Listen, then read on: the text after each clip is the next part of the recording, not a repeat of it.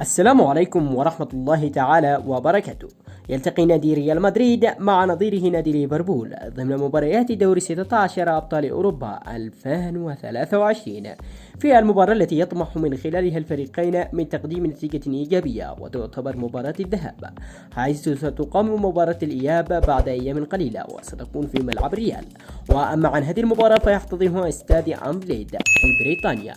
وأما عن توقيت المباراة فستقام المباراة مساء اليوم الثلاثاء 2023 شهر 2 يوم 21، وستكون منقولة عبر قنوات بي إن سبورت 4K، وذلك بتعليق حفيظ الدراجي. وتوقيت الإيقاف سيقام عند 11 مساء، وذلك بتوقيت السعودية وقطر والعراق والأردن والبحرين واليمن، والساعة أيضا 10 مساء بتوقيت لبنان وفلسطين ومصر والسودان وليبيا، والساعة 9 مساء بتوقيت تونس والجزائر والمغرب. شاركونا توقعاتكم بالتعليقات لنتيجة المباراة، وبالتوفيق للفريقين، والسلام عليكم ورحمة الله.